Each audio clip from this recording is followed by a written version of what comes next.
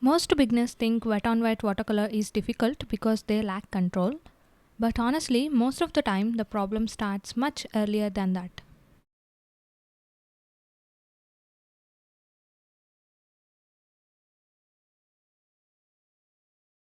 For this first landscape, I am painting the way I used to paint, completely wet on wet, too much water on the paper. Trying to paint everything all at once. At that time, I genuinely thought this was how soft watercolor landscape was supposed to be painted.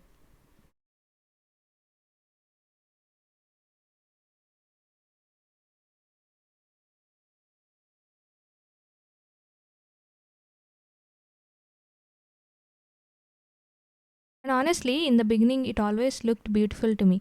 The colors used to blend softly, everything felt so dreamy, but slowly the water started taking over. The mountains lost their shape, the river spread into places I never intended to, and the reflections became so muddy, and eventually the painting stopped looking the way I had imagined in my mind. At that time, I didn't really understand why this kept happening. I thought I simply needed more practice. But the real problem wasn't my skill, it was that the paper had far more water than the painting actually needed. And because I was painting everything at the same moment, every section kept flowing into the next. I think this is where many beginners struggle with wet on wet. Not because they are bad at watercolor, but because nobody teaches you that different parts of a painting need different moments. So, for this second painting, I approached it differently. I stopped trying to paint everything in one go. First, I painted only the sky, I let it settle, then the mountains.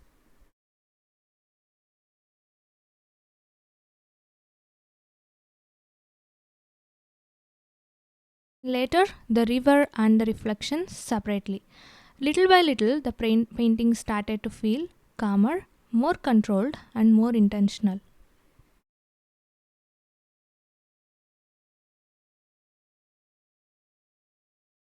Interesting thing is, I wasn't using better brushes or better paints, I was simply paying attention to timing differently.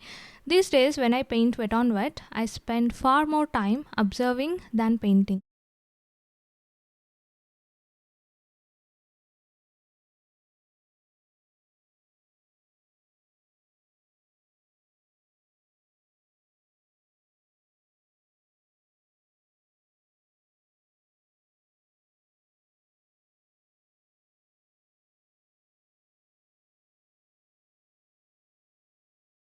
Watch how the paper reflects light.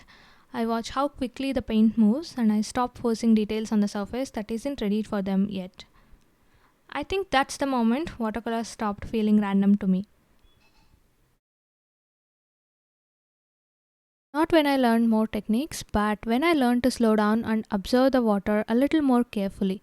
If wet on wet watercolor has been feeling frustrating or unpredictable for you, I actually made a free mini course where I go much deeper into timing, moisture, and water control. I have linked it below if you'd like to explore it further. And as always, thank you so much for spending some quiet painting time with me today. I will see you in my next video.